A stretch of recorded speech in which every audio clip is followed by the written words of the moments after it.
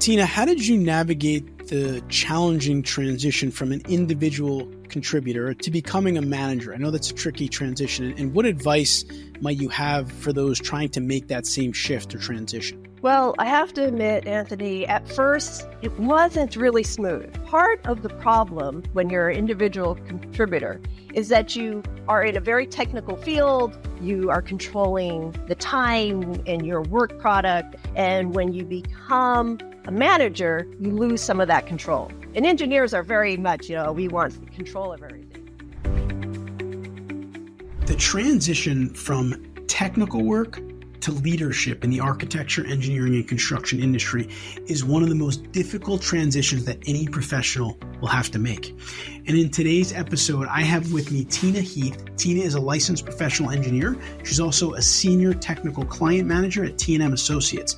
And Tina gives some awesome tips for how you can successfully make that transition.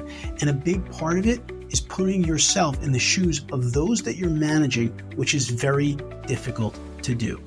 Let's jump right in.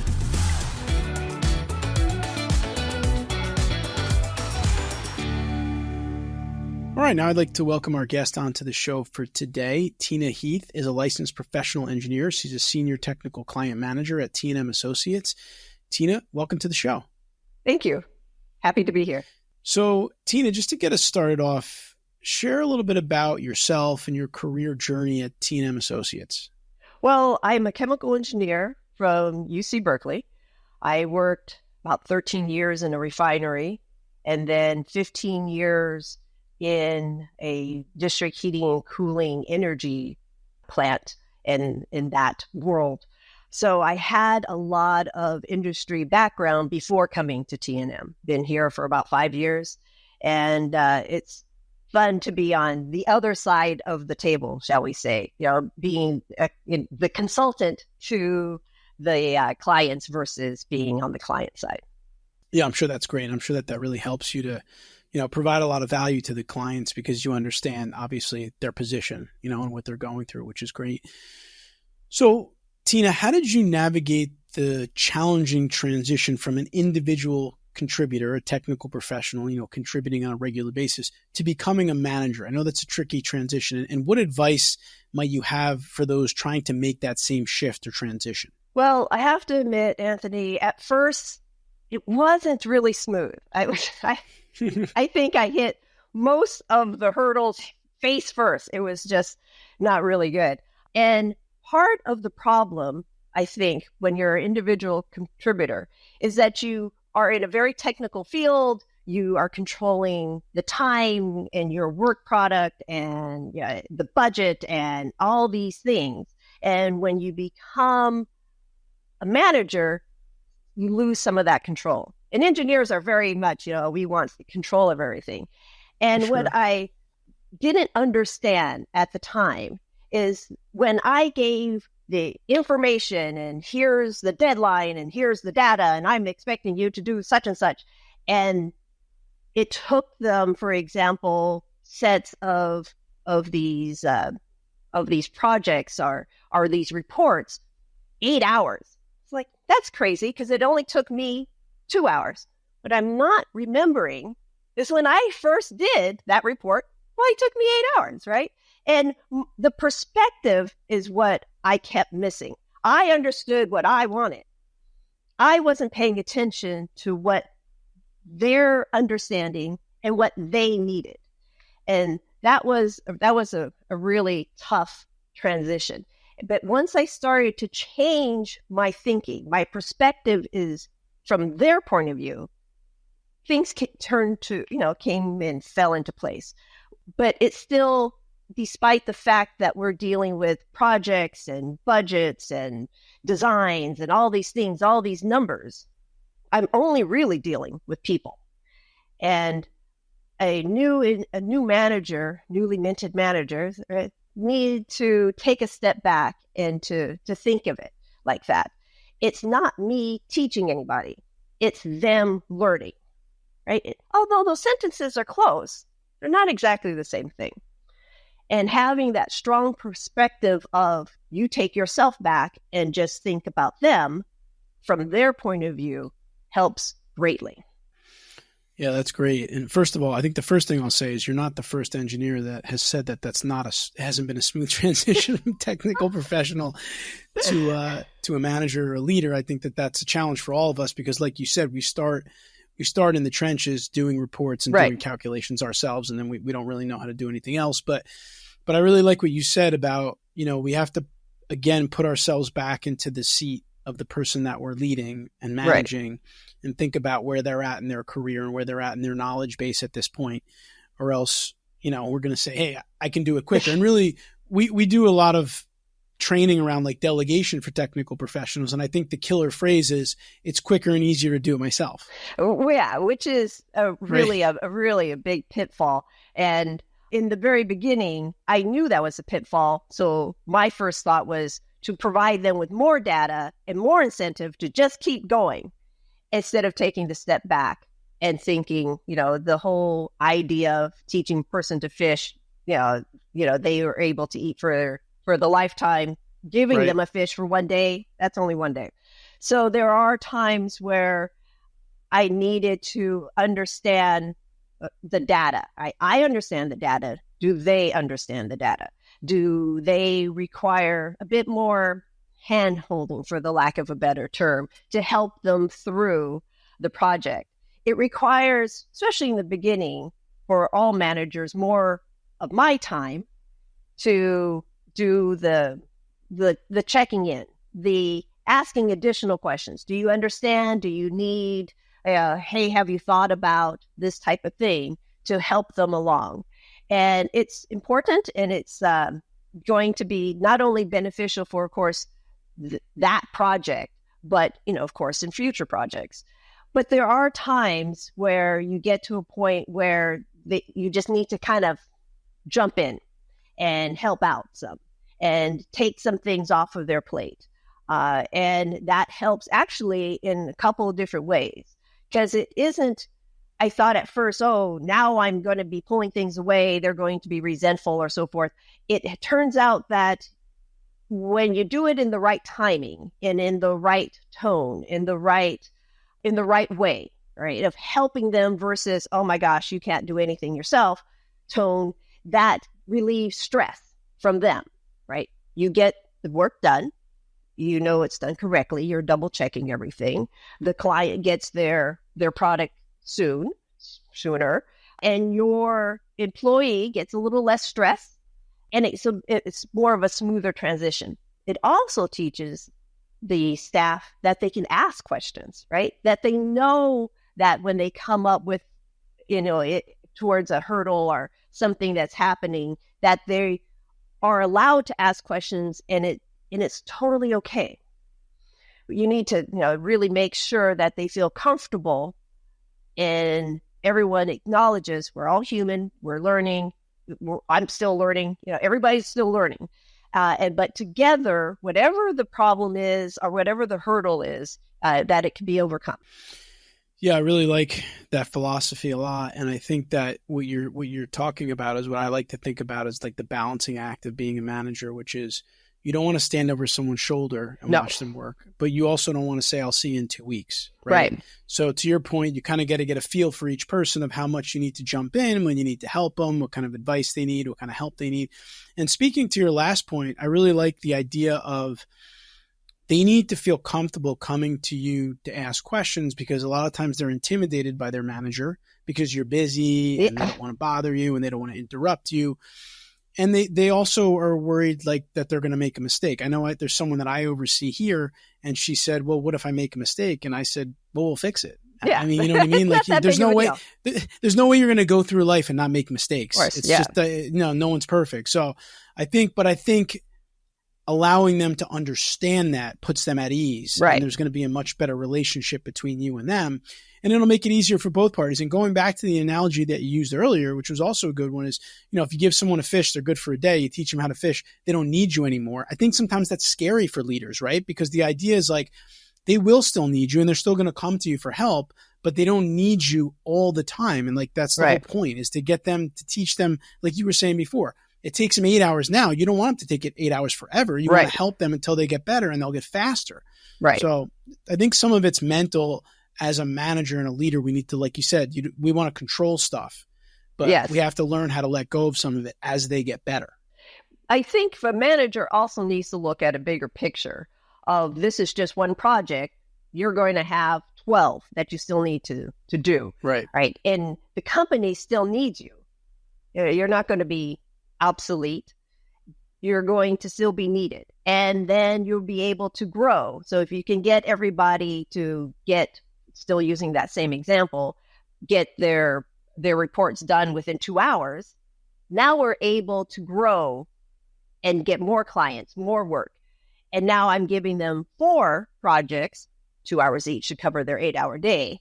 Bringing in more money allows the company to give them more money, right? Bonuses, pay raises, grow the group. And then now that those staff members can be junior managers and so forth and so on. So I think getting everyone more efficient and having a better time doing it actually grows the company, which is beneficial for everyone. So I've never really thought of I will be obsolete. I think there is more potential out there that I can get more money to the company and then ask for a raise. That's my 2 cents. It's a good approach. In fact, and going back to, like I said earlier, when we do this delegation training, what I often will say to people is, I want you to go in the chat, and if you had 30% of your time back, what would you do? And a lot of times what they'll say is business development, getting new clients, right? Writing more proposals. Yes. But exactly. Sometimes they need to go through that exercise, to your point, for them to say, oh, wow, I could be doing all this other stuff, right? To kind of push them over the edge of being able to let go, just because it's tough for us as technical professionals. But regardless, it sounds like the relationship between the manager and their team members is obviously going to be critical as you develop your management skills. And what I want to ask you is, what strategies have you found most effective for ensuring that your team can, understands instructions and your expectations as the manager? How do you communicate with them on that end? Well, I make sure I give them all the information that I have, and then ask them, besides, do you understand? That's never the right direction.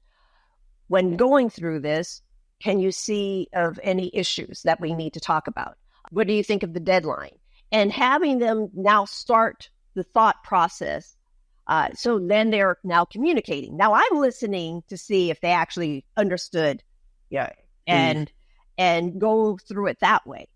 Versus now repeat after me that you have this. That's never good.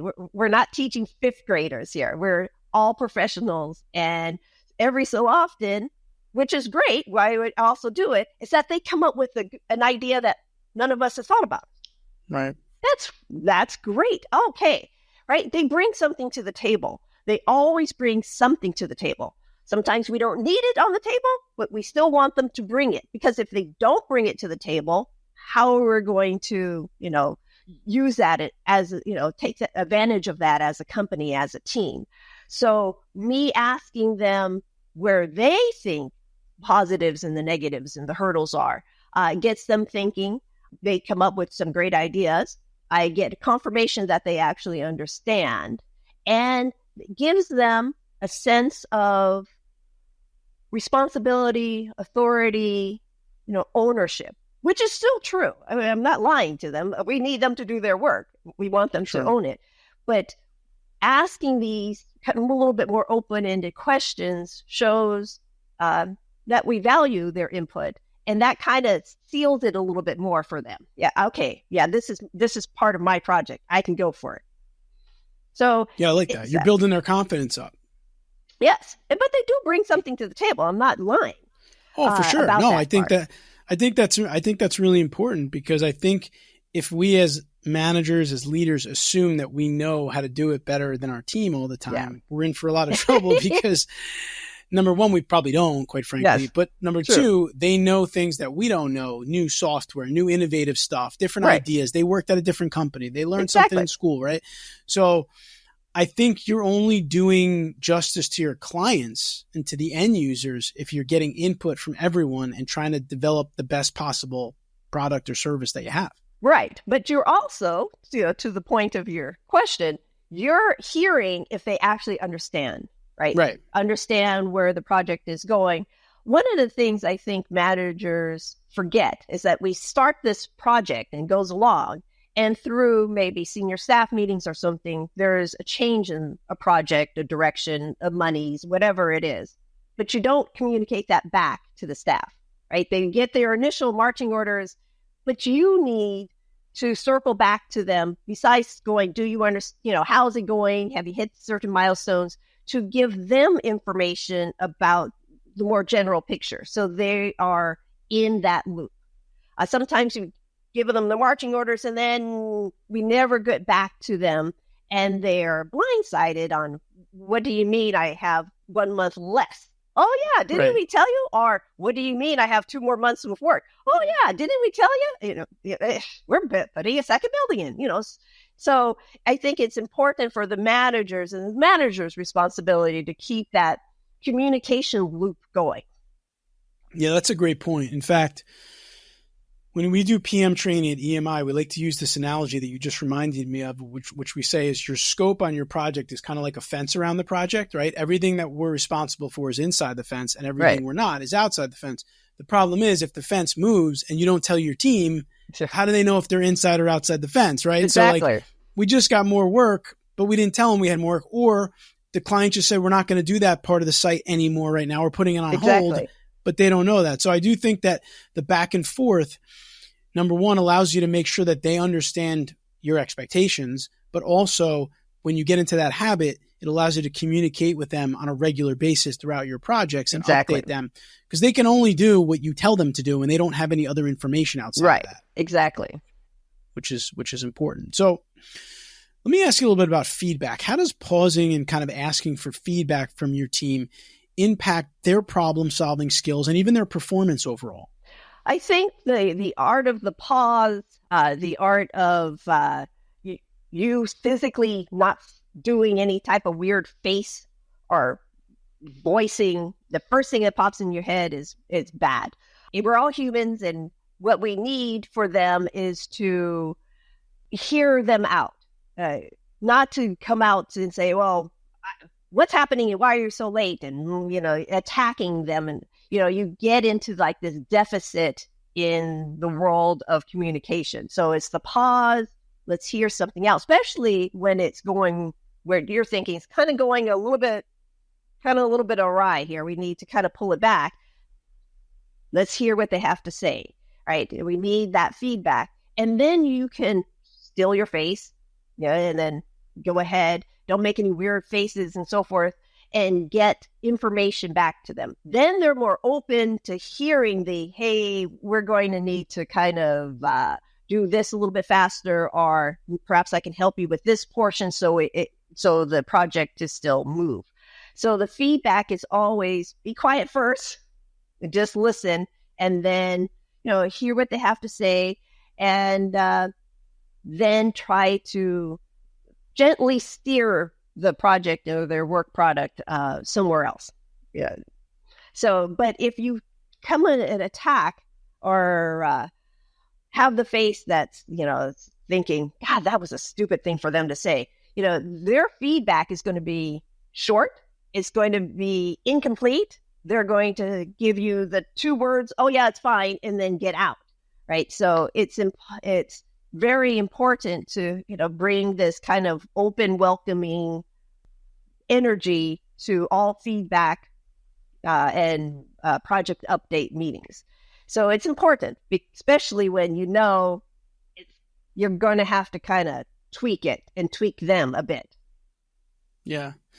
Yeah, I like what you're saying. And I think what's important to take away from that, if you're a manager and you're listening, is your team, really watches you, right? Your facial expressions, the way you do things, the way you interact with them, the tone of voice, right? And they're kind of feeding off of that, right? So, if you come out and you're really confident, hey, this is a tough project. We've been down this road before. We'll get it done together. That's one thing. But if you say, hey, this client's a real pain. We're going to have to deal with them every day. It's going to be a terrible project. Then they're feeding off of that, right? They're taking that all back to their office, whatever you tell them type of thing. So I do think that's important, in that your facial control, pausing, listening to them, being positive and trying to be confident even in tough situations, which we deal with in engineering every single day. Right. these are all things that, whether you realize it or not, has a big impact on the way that they grow as professionals. Exactly. And especially if there is an issue that it is brought forward early, right? The earlier a problem is found, discussed, handled, the easier it is. If you get 99% through a project and knew at the 75% mark there was a problem, it's going to be extra expensive. Everyone's going to be mad. The client's going to be mad, or the timing. But when you have that feedback going back and forth with the staff, you're able to see, maybe they haven't, but you're able to see, okay, now we're coming up to a problem. Let's kind of shift gears early. It's always the best thing to do. But if you don't hear back from them, you're not going to realize that we're coming close to a cliff. Right. You don't have that information. Yeah. Right. So I believe that as a manager, as a leader, one of our responsibilities is certainly to help build up our team members. And I wonder from you, how do you identify and kind of nurture kind of the strengths of your team members when you notice them, to ensure that, they can really be the best professional that they can be? Well, talking to them, finding out what they like, seeing how they respond to different projects, seeing when they're not responding to certain projects. And those problems could be a lack of training, a lack of understanding. So it's not saying, okay, well, this person does this poorly. Okay, we're just going to put a big X on it. Let's find out what's happening, and do they need extra training, extra communication, smaller, shorter milestones. So not only seeing what's positive and what they're doing well in, but also kind of see what they're not doing so well in, and talking to them and finding out what they want to do. If there is something that is a win-win situation for them and the company, if we were able to provide additional training for an employee that they're really interested in, and we can also benefit as a company to sell those type of skills, then it's a win-win, right? Now it's easy as a manager to convince the company to put monies and times in this training, in this development for the company side and for the employee side, and build both up. As a manager, you're in between, right? You're trying to convince both sides. Yes, yeah. Let's do this for you. And hey, senior management, this will be beneficial for all. So, but to pay attention not only to what they're good at, but what they're not so good at, and try to delve a little bit deeper on that. And, it'd be surprising on how somebody who has maybe an interest towards, water quality, but they take forever to do any type of report about, but they're interested in it. The first thing you want to say is like, no, you don't do this. And no, let's see why they're not doing. Oh, okay. Well, they think they understand, but they don't really understand, but they want to understand. And that's one of the things I think as a manager, you try to look for, right? We can train anybody how to design a pump. You can't train anybody to want to design the pump. So when you see your employees wanting to do well, even if they're not in a certain subject or media or whatever this whole thing is, maybe that's where, focus and it's an easy discussion. Let's start with a discussion, and then to see if maybe we can build them up on something that they want to do. So, and it's, once again, you're looking for these win-win situations, and doing so helps the employee and the company, because now you have the company support, for that employee on those subjects. Yeah, and I think it can be a tricky situation, because if you ask someone about their development needs, which I think you should, because you should be interested in their career development and their growth, and they're asking for something that the company doesn't have, that's obviously can be a tricky situation. And you as the manager, and you said it well, you're in the middle. So now you have a situation where I got this person, they're a really good work professional, and they need a training. We don't have the training. And obviously, if we don't have it and we don't give it to them, I hope they stay at our company type of thing. Yeah. But at least the way that you positioned it is that you can really be an advocate for them And you can try to go to the company and say, listen, Anthony needs his training. He's got a strength. I think we should seek it out. And if we can bring it to Anthony and maybe other project managers at the firm, right, we should go for it. Right. But I think we can't be afraid to have those conversations, because most professionals, what they're focused on is their growth.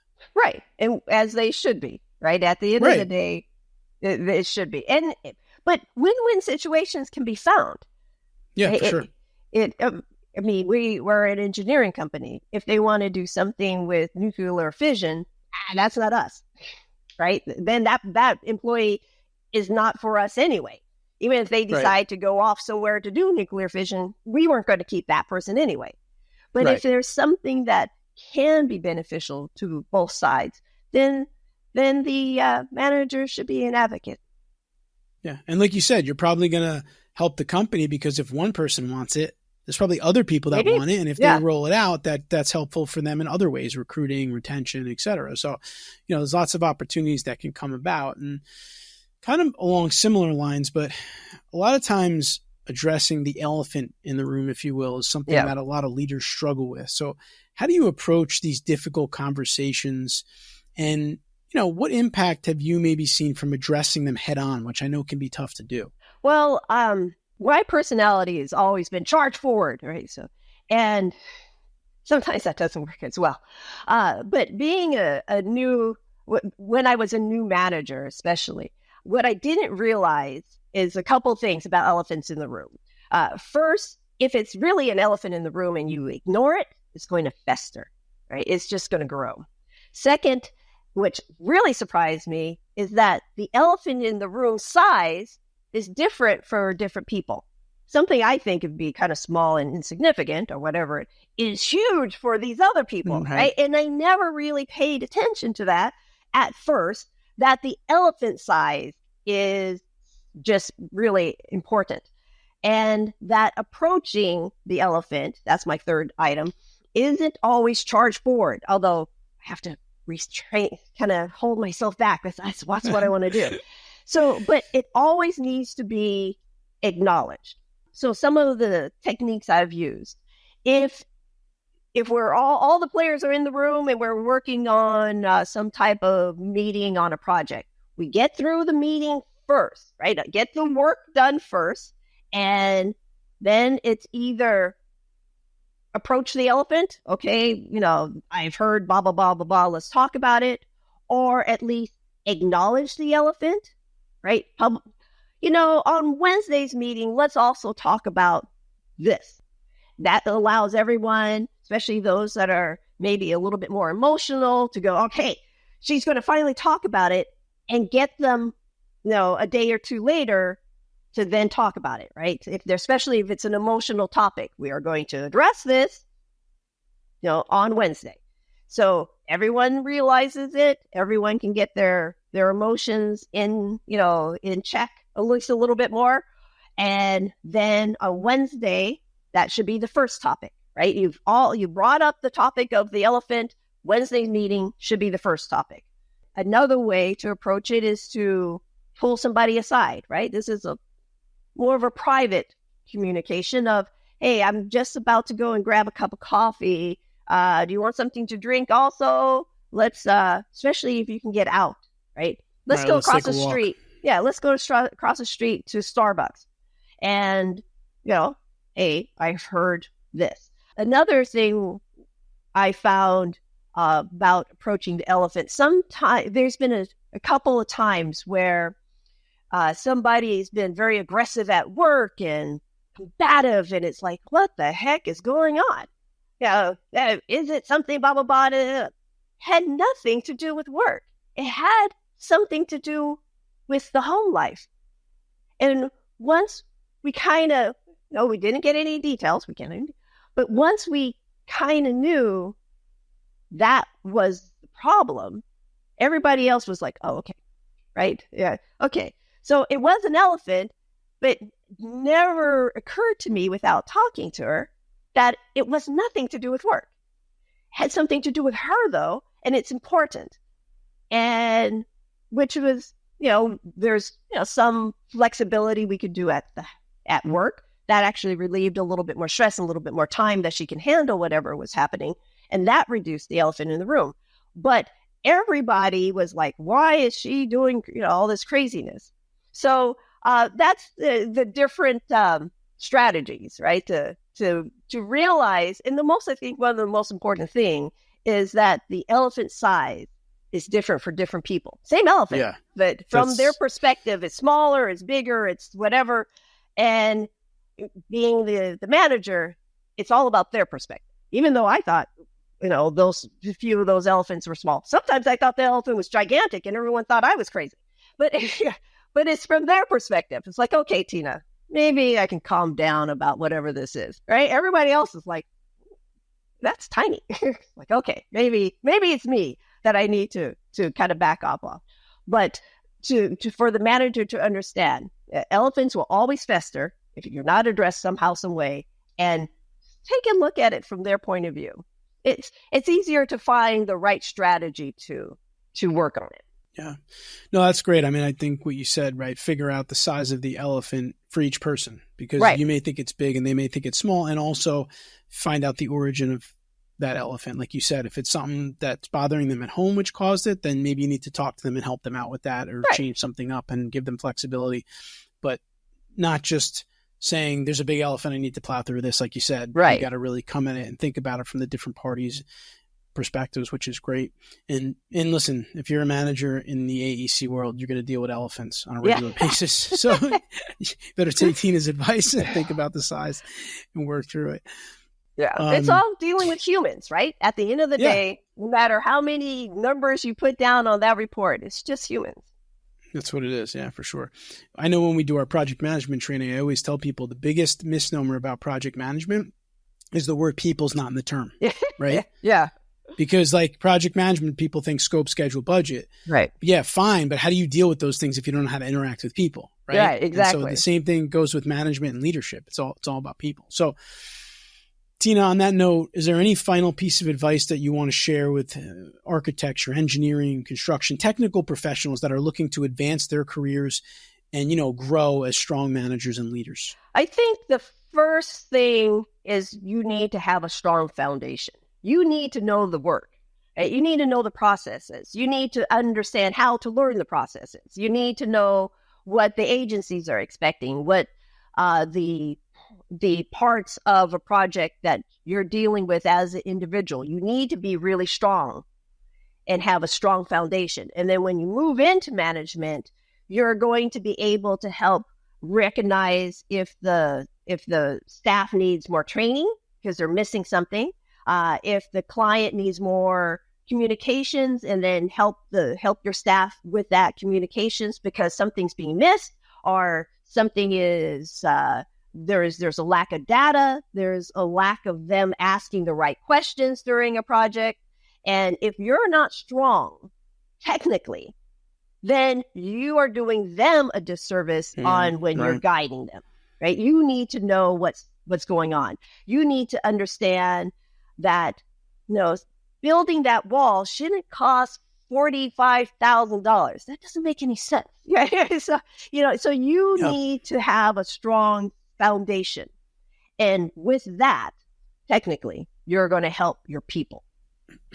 Yeah, I agree with that. And in fact, I think the lesson there is, I know a lot of us, we get into our careers and we go, hey, I want to be a partner. I want to be a manager. I want to be a leader. And the thing is, slow down.